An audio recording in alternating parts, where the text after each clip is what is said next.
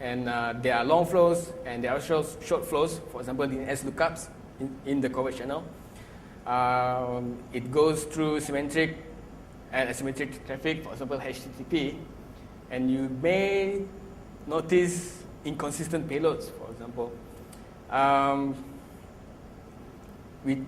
Covert channel is one of the way for the attacker to hide themselves, but there are other methods as well. For those that attended our class, we talk about connection scrambling, we talk about evasion, and so on, fragmentation, and so on, but this is one of the examples. Okay, so pass it to you.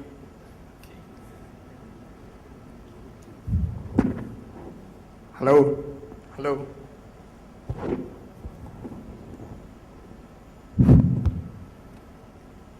Wake up. I myself haven't wake up yet. So I'm going to continue where Spoonfork has stopped, so which is alert data analysis. So basically the alert data analysis, we use IDS to detect the attacks or decide whether the traffic is good or bad. So it looks for the signs of intrusions and generate alerts based on detection engine. So basically we like to cover Snort IDS and Bro IDS.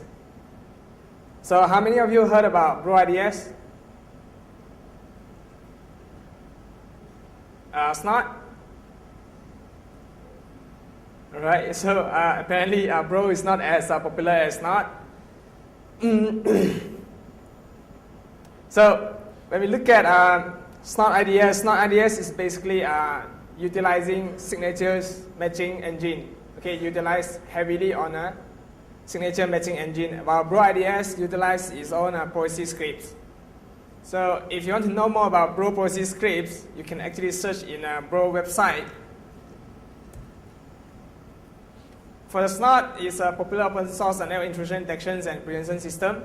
So it's commercialized appliance developed by SourceFire. So currently it's 2.x, it's in a version 2.x, and it's going for 3.x, which is having a scripting support.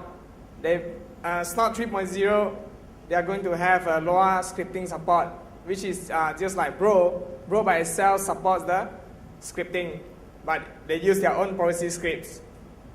So normally, here's a command that you can run if you have the Snort signature rules loaded. And it will generate the alert file, and sometimes the snort.log file, it depends on what you want. It can be a unified form file, or you can be a TCP dump file. So Bro IDS, on the other hand, is a real-time network analysis framework. So, and can be used for pure network analysis. So it emphasizes on the application level semantics, which means that it doesn't really do per packet matching, which means that it doesn't look at, if you heard about ngrab, network grab, it actually do matching on per packet basis. But Bro doesn't do that. It will try to reassemble the traffic so that it will perform the matching. So it has no presumption of good and bad. Good or bad is policy neutral, which means that it does not do signature matching, even though it has signature matching capacities, but they don't really emphasize on it. So we are not going to talk much about these two IDS.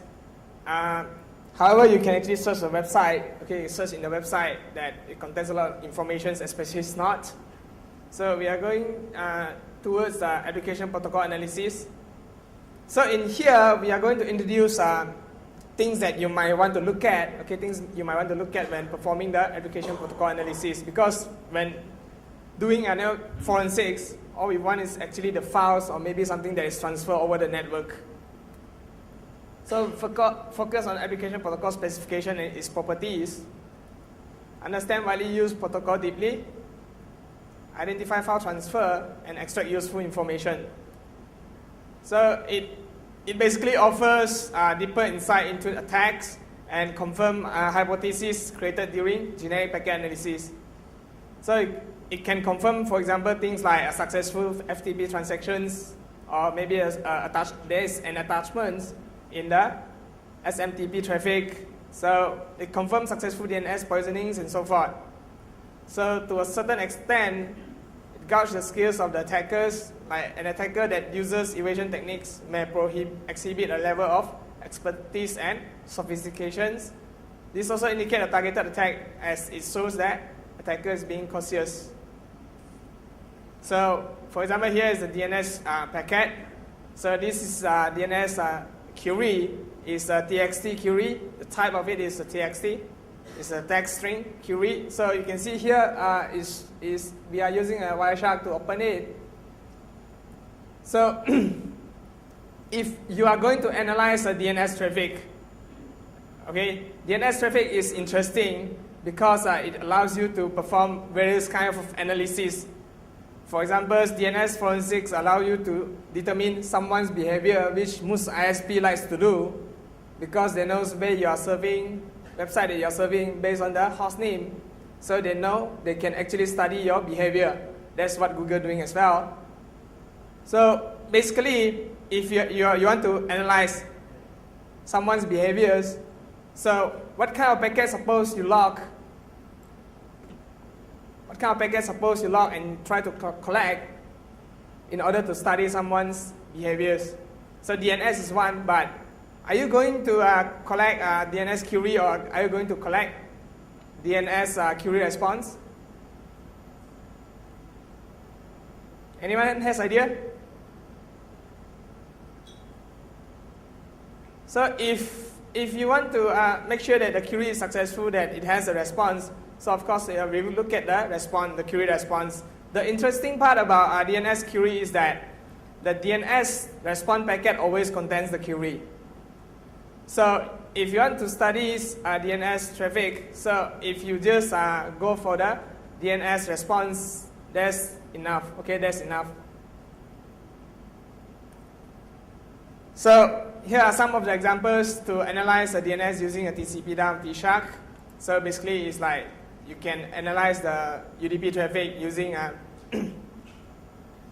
using the Wireshark filters, which is like -R, the capital R, TCP.port equal to 53, or UDP.port equal to 53. So to display the DNS traffic, and for DNS query traffic, you can search for the DNS.flag 0 times 0100. So DNS.flags, that is a particular Wireshark filters. So you may heard about BPF. Anyone of you heard about BPF? Berkeley packet filters.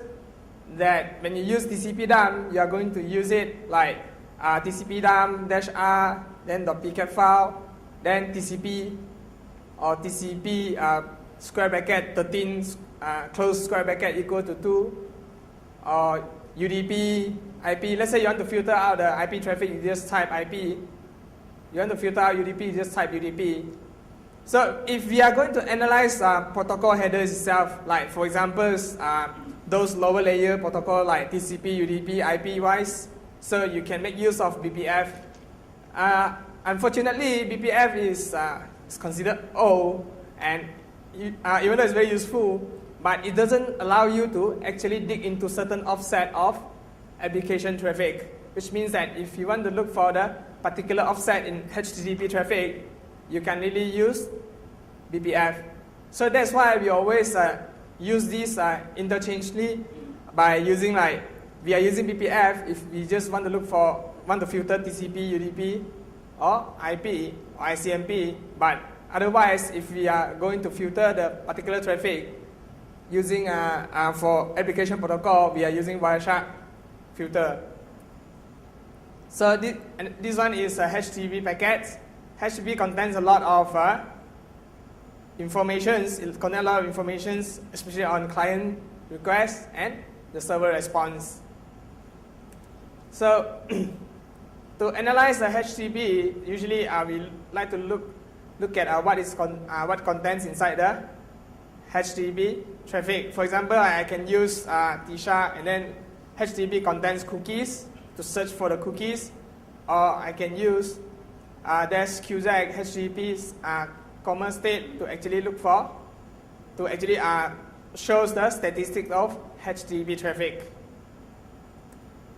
So Here are the HTTP request methods like get, post, hate, put, delete, trace, options. So these are some of the examples of HTTP request methods.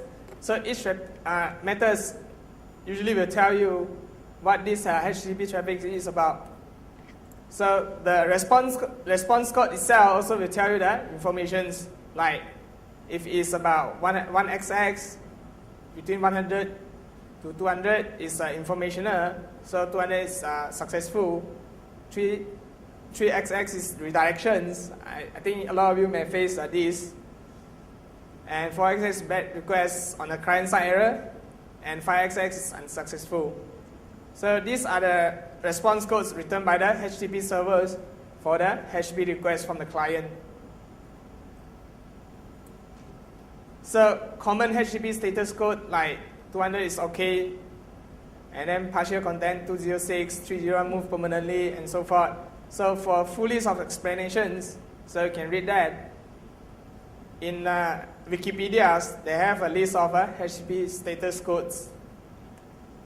So one of interesting thing is that not all successful HTTP attack returns HTTP 200. Okay, for example, in most cases of SQL injections, the return code is HTTP 500. HTTP 500, which may indicate a successful SQL injection attack. Okay, that's because there's the response from the backend, not the web server itself. So the header fields, these are some of the examples of HTTP header fields like accept character set, encoding, language, and content encoding. So a compromised server with covert channel may behave differently. If you look at the HTTP traffic, the covert channels that using HTTP may have different kind of properties. So like, there is a study about the HTTP headers itself. Okay, HTTP headers itself. The arrangements of HTTP traffics, like for example, user agent, host, cookies, and e-tag, right? It may be arranged differently. So maybe like sometimes it's user agent first, then host, but in particular traffic, you see host first, then a user agent. Based on different arrangements, so you can recognize different kind of traffic from different softwares. So this one is the part that we always like to look at, which is the content type. So for example, like the content type will tell you that what kind of files are going to transfer, like application/zip, maybe MS Word, JPEG, TIFF, MPEG, QuickTime, octet stream, maybe a binary stream. So by looking at this particular HTTP property attribute, so you can actually recognize that what kind of files are actually transferred. So interesting HTTP headers, user agents. If you heard about emerging threads project that they're actually giving out all the snot rules for free, they always study on the user agents. They have all kinds of the snot rules about the user agent. Different user agent actually comes from different kind of malwares. So you can actually try to download it and then learn about different kind of user agents. So the interesting part is that if you follow the link from the websites, so they have this example of website that conditionally serving up malicious content depending on the user agent string, which means that now the exploit itself, okay, the malicious code itself will be loaded to particular browsers. So when it sees that, say for example, this is Firefox browsers, so it will load Firefox exploits. So if it's IE, so it will load IE exploits. So it won't simply launch the exploits. So you can decode HTTP protocol as well. And to display it, you can use -t fields -e to display particular HTTP properties like HTTP request methods and so forth. Response codes, user agents, content type, to search for what kind of files it is actually transferred. So the display filter is over in the Wireshark that you can actually search for FTP protocols So FTP connection methods, there is active mode, passive mode,